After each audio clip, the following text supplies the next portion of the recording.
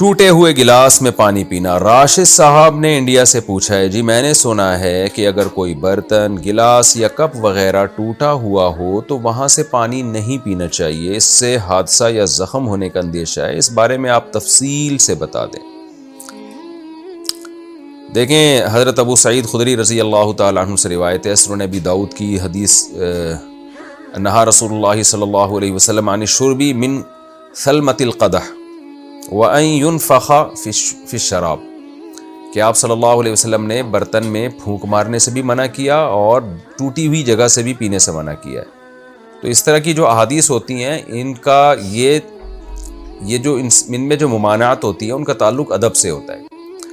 یعنی کوئی شرعی حکم نہیں ہوتا یہ، بلکہ نظافت سے اس کا تعلق ہے۔ تو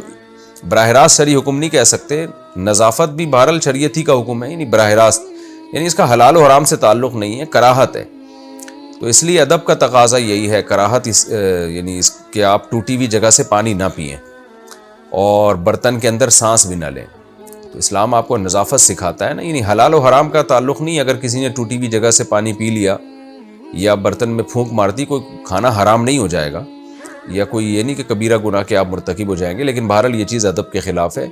نبی صلی اللہ علیہ وسلم نے اس عمل کو پسند نہیں کیا۔ اب ٹوٹی ہوئی جگہ سے پانی پینے میں یا چائے یا کوئی بھی چیز پینے میں نبی نے منع کیوں کیا ہے؟ دیکھیں برتن میں سانس لینے سے تو منع کرنے کی وجہ واضح سمجھ میں آتی ہے، بھئی آپ کا گندا سانس، کاربن ڈائی آکسائڈ اس کھانے میں جائے گی، گندا سانس جا رہا ہے اس میں۔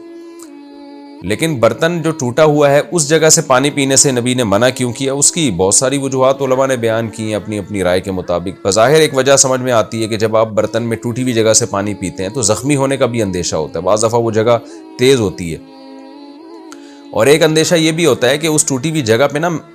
صفائی نہیں ہوتی، میل جمنا شروع ہو جاتا ہے۔ جب آپ پانی پیتے ہیں گلاس، ٹوٹے ہوئے گلاس میں وہ جو جگہ ہے نا اس میں میل جمتا ہے، اس کی صحیح طرح عام طور پہ صفائی نہیں ہوتی، تو ہو سکتا ہے اس وجہ سے منع کیا ہو۔